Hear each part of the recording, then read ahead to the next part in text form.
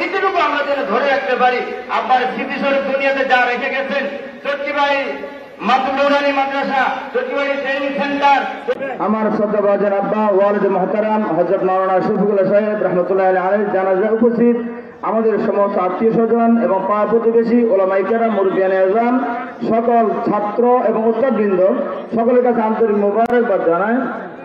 আমার আব্বা জান একজন মনীষী ছিলেন, যেমন আবেদ ছিলেন, এমন জাহেদ ছিলেন, এমন আল্লাহ ওয়ালা ছিলেন। এগুলো আমরা বলার কথা না, তারপরে স্মরণ করে দিচ্ছি। এই কারণে আমরা আজকে পিতা হারিয়েছি। আপনারা সবাই ভাবতেছেন আমি পিতা হারিয়েছি, পিতার কথা ব্যথিত। আমি ব্যথিত, অবশ্যই ব্যথিত, কিন্তু একদিক থেকে আমি শুকরিয়া আদায় করি। আমি একদম যোগ্য পিতার অযোগ্য সন্তান, যোগ্য পিতাকে হারিয়েছি, এই জন্য আমার কোনো দুঃখ নেই। আমার বাবার শ্রমে ঘামে ইবাদত বন্দেগীতে আব্বা দুনিয়াতেও সফল, আখিরাতেও সফল, বলি আলহামদুলিল্লাহ। আমার বাবাকে আমি যতদিন দেখেছি, আমার চোখে রাতের 2টায় উঠেছে, ওযু করে তাহাজ্জুদ পড়েছে, ঘুম গেছে 3টায় উঠে আবার ওযু করে তাহাজ্জুদ, দৈনিক 3 থেকে 4 বার তাহাজ্জুদ পড়ে, যতবার উঠে যতবার ঘুম ভাঙে ততবার জিকির করে আলহামদুলিল্লাহ। আমার আব্বা জাকিরিন শাকিরের মধ্যে আছে, জন্য বলি আলহামদুলিল্লাহ। দুনিয়ার জগতে আমার বাবা সফল। আমরা ভাই বোন 10 জন, একজন ইন্তেকাল করেছেন, 9 জন জীবিত আছি, সকলে আলেম, 2 জন হাফেজ আলেম মুফতি আছে। এরপরে আমার বোনেরা সহ আমাদের পরিবারে 24 জন দাওরা পাস আলেমা আছে, বলি আলহামদুলিল্লাহ। 3 জন হাফেজা আছে, 10 জন মুফতি আছে, একজন ইঞ্জিনিয়ার আছে। আমার বাবা আমাদের পরিবারকে দ্বীনি মার্কাজ হিসাবে গঠন করেন, বলি আলহামদুলিল্লাহ।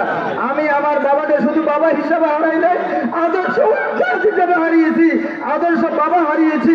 আমার স্মৃতিতে জীবনের কোনদিন একটি শব্দ আমার বাবার মুখে শুনি নাই, ওরা শব্দ আমার বাবার মুখে শুনি নাই।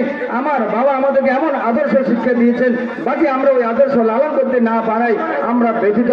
আমরা আপনাদের কাছে দোয়া কামনা করি, আব্বার আদর্শ, রসুলের আদর্শ, বিশেষ করে আল্লাহ তাআলার হুকুম মোতাবেক আব্বার স্মৃতিটুকু আমরা যেন ধরে রাখতে পারি। আব্বার স্মৃতিস্বরূপ দুনিয়াতে যা রেখে গেছেন, চট্টিবাড়ি নুরানি মাদ্রাসা, চট্টিবাড়ি ট্রেনিং সেন্টার, চট্টিবাড়ি বোর্ড, এমনকি মহিলা মাদ্রাসা একসময় যাওয়ার পর্যন্ত ছিল না, এখন যাওয়ার জন্য এইভাবে মহিলা হাফজখানা আছে। বিশেষ করে দারুল কলম ইনস্টিটিউট প্রতিষ্ঠা করে, বিশেষ করে বিক্রি প্রকাশের মাধ্যমে সারা বাংলার বুকে আলোড়ন সৃষ্টি করেছেন। এই জন্য আমরা দোয়া করি, আপনাদের কাছে ক্ষমা চাই, বিশেষ করে আব্বারের স্মৃতিগুলো যেন আমরা ধরে রাখতে পারি। আল্লাহ যেন আমাদেরকে সেই যোগ্যতা দান করেন। সবাই তো চলে যায় কাছে থেকে অজানায়, সবাই তো চলে যায় কাছে থেকে অজানায়। তোমার চলে যাওয়া এত বিষাদ কেন লাগে? হাজার লাশের ভিড়, তোমার দেহটা কেন এত মায়া মায়া লাগে? তুমি ছিলে প্রিয়জন, তুমি